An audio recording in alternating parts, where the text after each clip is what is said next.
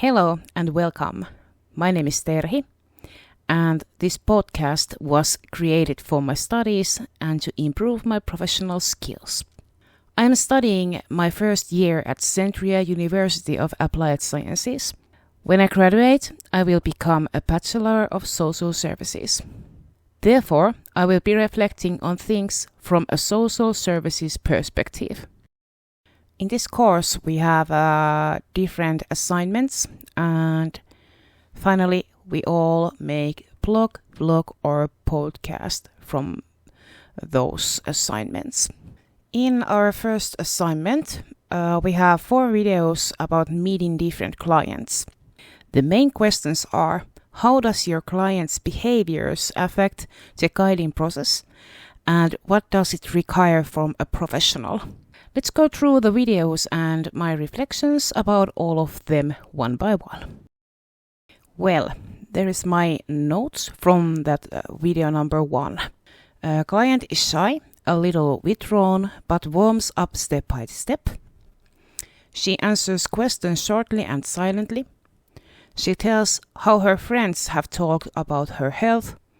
She makes no eye contact, and she says that she is not stressed out. The client's body language tells me that she is not quite sure why she is there. She is reserved and answers questions very shortly. So maybe she is nervous about the situation, and that's why she can't act normally and feels uncomfortable. The fact that she tells her friends are talking about her state of health is a sign of uncertain feelings about herself. And the guiding process is hard to start when the client is withdrawn and she's not able to talk about her health or anything else. If I've been with this client, I should make the client feel safe in this situation and give her some time. I can ask questions which should be easy to answer, like, oh, you have a nice jewelry there. Where did you get it? Or do you have pets? etc. Talking about the situation might help too. Telling the client where we are, why we are here, and reminding her that we are here to help her. Communication and trust are the most important things in order to be able to start a guidance process. Next we have video number 2, and the notes are: client is eager and she has eye contact all the time. She talks fast and being hyperactive. She says that she does a lot of work. She uses body language. And she can't remember what the question was. This client is hyperactive and excited. It is good, she's not afraid, but maybe she's nervous and that's why she's acting like that. She can make eye contact and uses body language.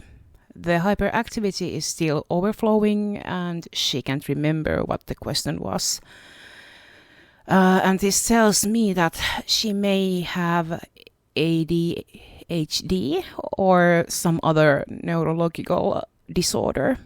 In this case, I think I have to try to calm down the client before we can start the guiding process.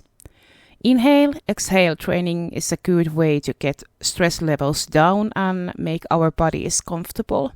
If this helps, I think it would be good to ask the questions again and in clear words without any hurry. If I'm relaxed and calm, maybe the client will mirror my behavior and also relax and calm down. If these calming techniques are not working, I have to be patient. Before the next meeting, I think it's good to check her health history again and notice if there are any notes about stress, neurological disorders, or something else. Then we have video number 3, and the notes are: there is no eye contact, no reaction to questions, and client is feeling ashamed. She's not talking at all. The client is uncommunicative and she's not making eye contact.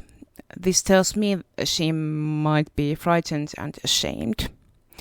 As a professional, I have to think about what is best for the client and accept that she might need other kinds of help first.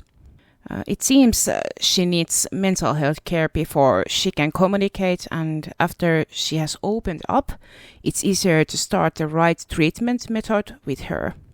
In this case, I think it's me who has to make the first move to the right path.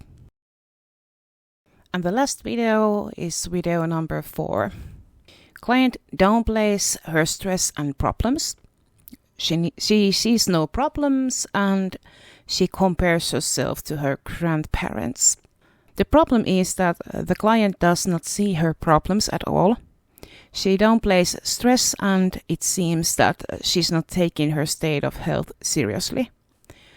I have to remember that we can't force her to get help. If the client feels she doesn't need help in her situation, we can't do anything. It all has to start with herself. Well, I can try to help her to understand that if she ever feels uncomfortable, she can always come back, and I can also try to figure out if there is something she's afraid of.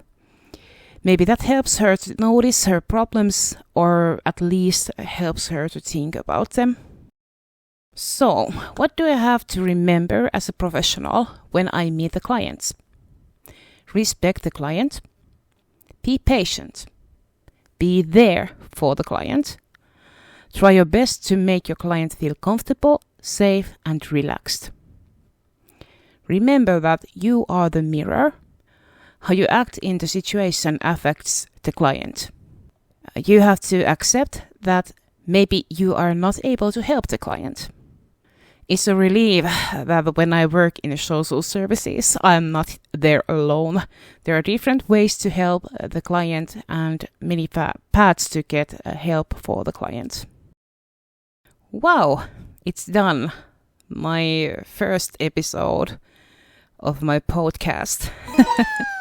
Hey, thanks for listening to the first episode of my podcast, Social Boots to Fill. See you in the next episode. Bye!